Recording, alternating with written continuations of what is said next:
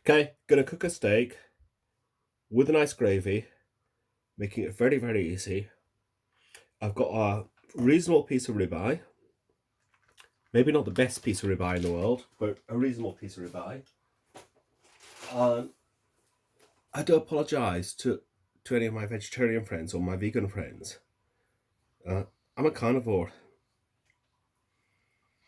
What I've done is I've got a pan which I've heated up, got it nice and even, and a little bit too hot. Has. But I want it a little bit too hot because I want to hear this.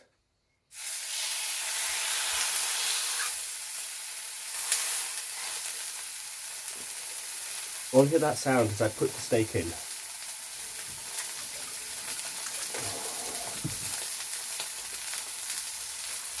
Now that steak's probably going to stick to the pan.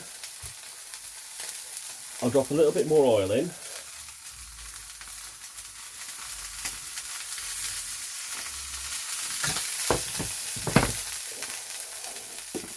And I'll remove it from the pan.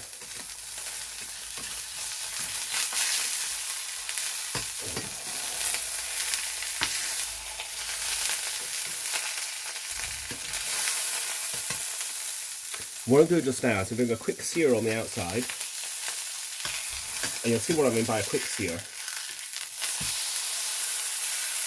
Because that sears perfectly. Got a nice bit of caramel on the outside.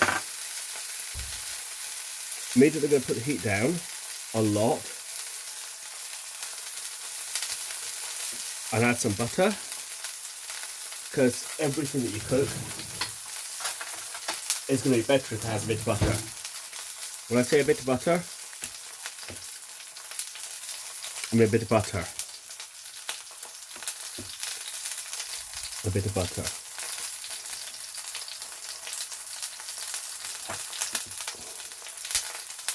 Now I want to check the other side.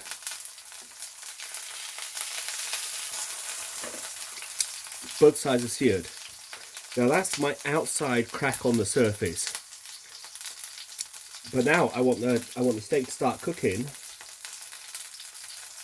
all the way through. Also, I want a nice gravy with it.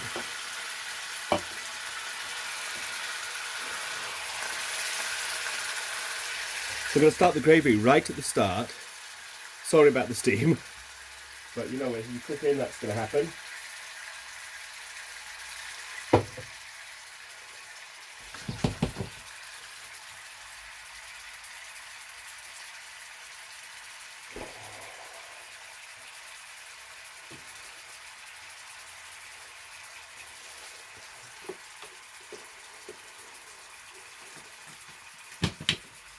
That's such a beautiful sound.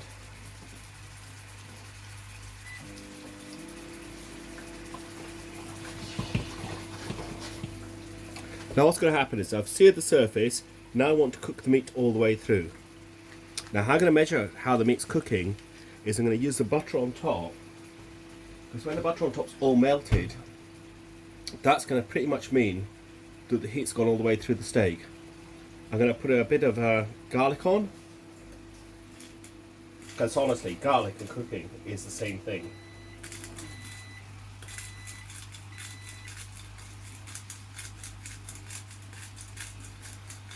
When I say a little bit, I mean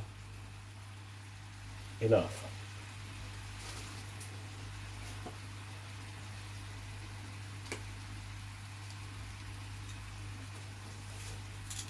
And then maybe some more. Bit of fresh ground black pepper.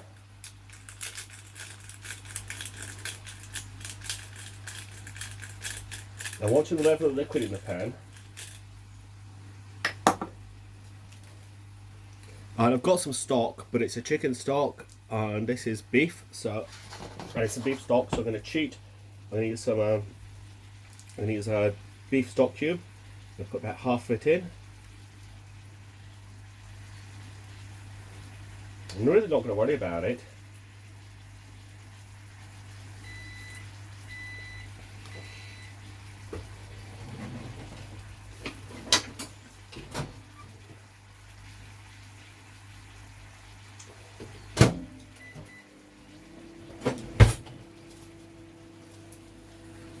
And I'm going to slowly mix in the stock, trying to keep it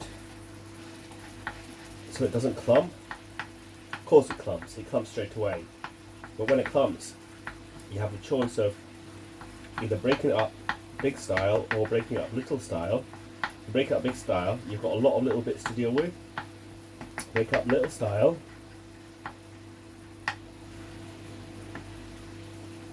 make sure you keep enough liquid in. Break up little style, you can get the whole stock diffused, dissolved into your steak.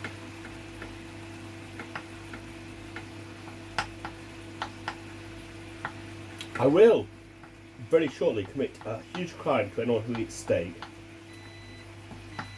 but you know what? My latest favourite word is voluptuous, and that's exactly what this is going to be.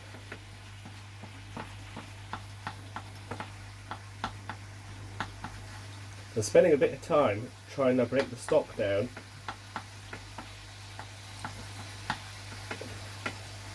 and the butter's just beginning to melt, just softening up.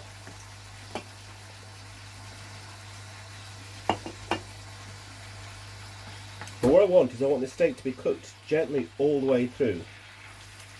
It's not a restaurant, so not sticking it in a frying pan and zapping it up, and like 1 minute, 1 second it's blue, 1 minute it's rare, 2 minutes it's medium, 3 minutes it's well done, and 4 minutes it's fucking cremated. I want the steak itself to be perfectly cooked all the way through. My heat's down about just over 2/3 the heat. I want the heat to rise through the steak. I don't want to do, oh my god.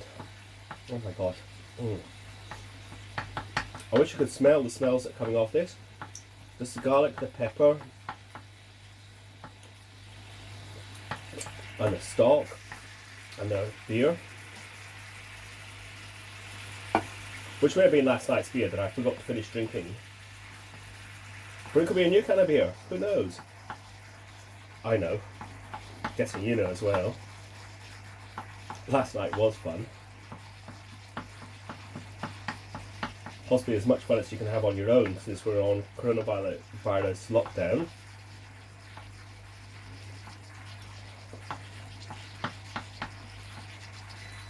Now the stock's getting into it.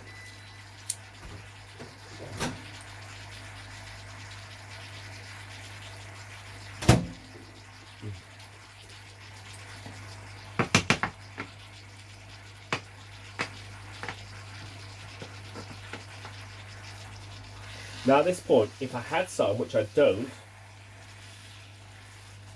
lack of shopping ability, if I had some, I'd put some red wine in, which would give it a slightly sweeter taste.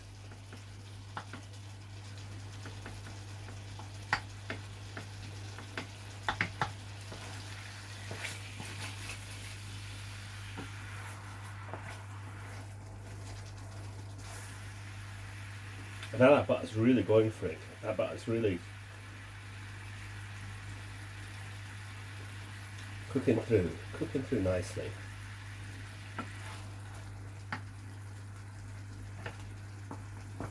Keeping everything moving all the time. I don't want to spend any time when something's sat there on the bottom of the frying pan. Oh please, if you're going to fry steak, use a thick bottomed pan. It means you have much more control over the heat, much more consistent heat, no burnt spots on it. After working this for, I don't know how many minutes, but you've been watching it, so you know how many minutes. You can check at the bottom, right at the bottom of the screen, there's maybe there's a timer.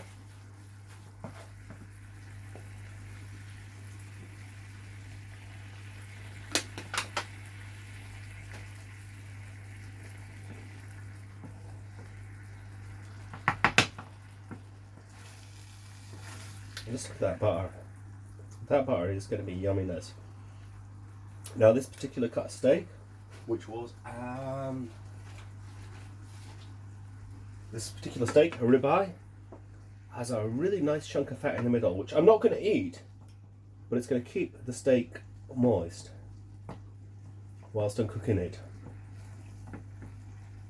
Now this is some clap chop. Clap chop is like a mashed potatoes with butter and like some spring onions or just something to give it like a bit of a yum texture to it. And I want the steak to stay moist all the time. Absolutely all the time.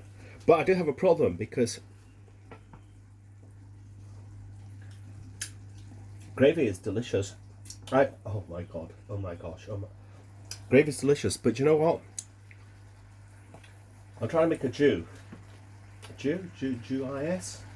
I don't know.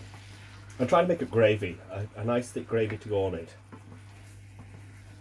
So what I'm going to do is I'm going to thicken the gravy. Now how you thicken gravy traditionally is you get some cornstarch, corn flour, depending on whether you're American or British. You make a base of that and you drop it in. Aye, like fucking going to do that. This is called cream. So I'm going to take the steak off the heat for a minute until it stops bubbling. Then maybe about another 30 seconds. 28, 27, 26. Some of the seconds might be longer. 25, 24. I'm listening for the sound of it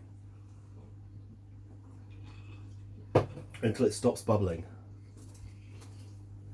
We're just about there. Oh my gosh. Mm.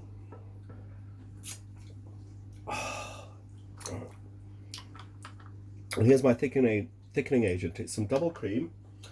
Because it's off the heat, I can actually afford to pour some in. When I say some, I mean, oh my gosh, enough. And then I'm going to stir it together right to the side. I hope this is in shot.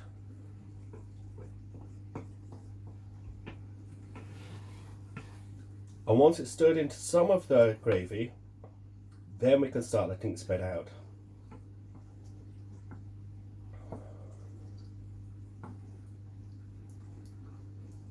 And this is what's going to make it so absolutely gentle and lovely. Mm. Oh god! Oh gosh.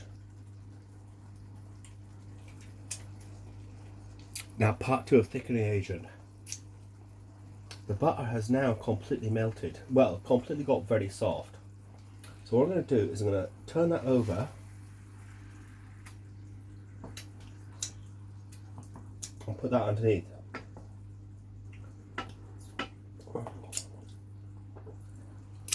By the way, when you're tasting it, do not just stick your hand in the frying pan and pull some out, because honestly, that's probably going to burn you.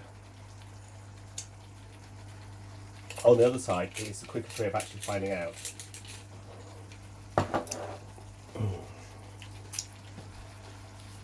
So this recipe is dedicated to Rachel, who said to me, maybe you should just, instead of putting pictures of the food that you're making, maybe you should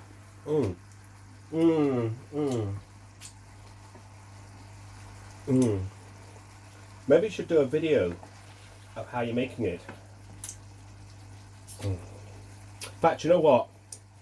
I'm gonna rush out into the garden, get me a cress.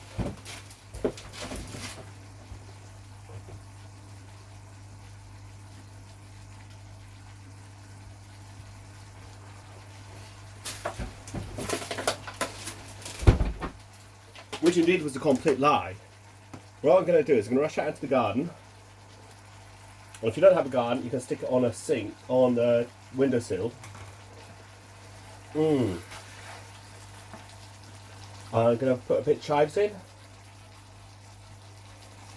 Now, rather than work out how to grow chives, I bought a pot of freshly growing chives, dug a hole in the garden, stuck the pot in, well, not the plastic of the pot, of course, but the soil from it, and just let it grow. So I have a supply of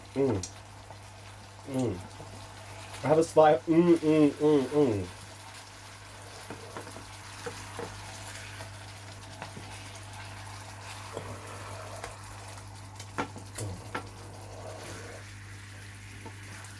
So just now I'm actually a bit speechless because honestly, yeah, just because of honestly.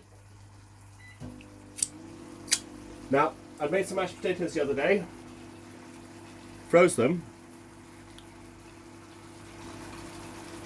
So the noise in the background is me just reheating them. I put some spring onion in to make something we call clap shot in Scotland, which is basically mashed potatoes with a bit of onion or a bit of spring onion or a bit of something just nice to go with it.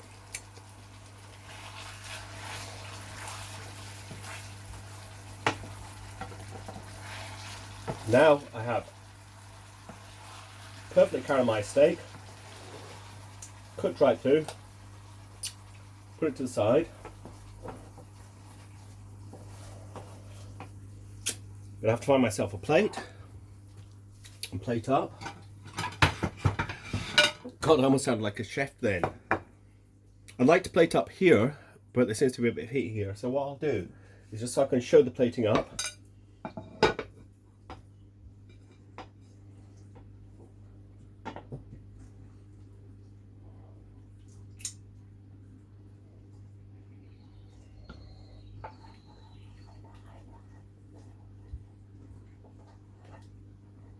And do you know what?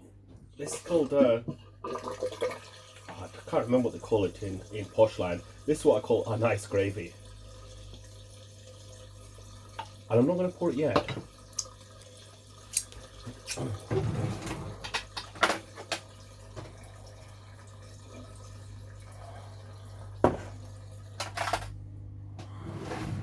I put some mashed potatoes down on it first.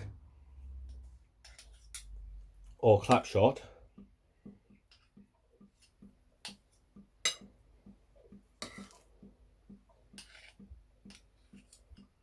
Because I want to have some potato there, and I want to put my simply voluptuous gravy on it.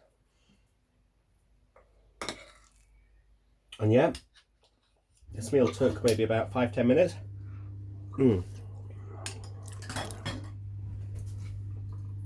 But being honest, with the taste in here, you could kind of go to jail for it. A nice simple peppercorn sauce.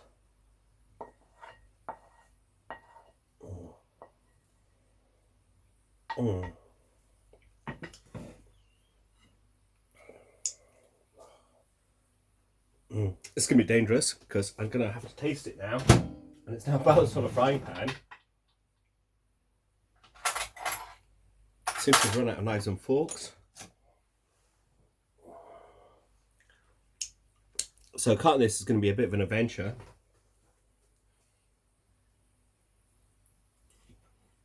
Oh God, it's hard to cut because it's actually falling apart. It's that delicate.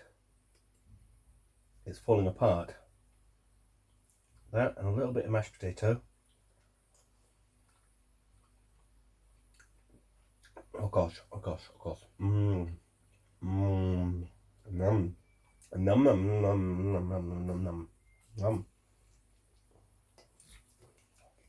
Okay, gonna have to stop the video here because I'm so scared I'm gonna lose it on the floor as it slides around on the frying pan. But my gosh, my absolute fucking gosh.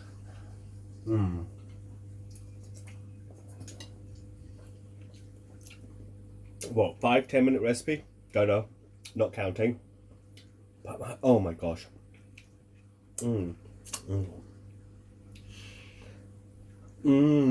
Just so beautiful. Just so beautiful. Just check the clock on the phone. It's a 20-minute recipe. But that's 20 minutes of my life. I would spend again to have something as deliciously beautiful as this. Have a lovely night. Talk to you again.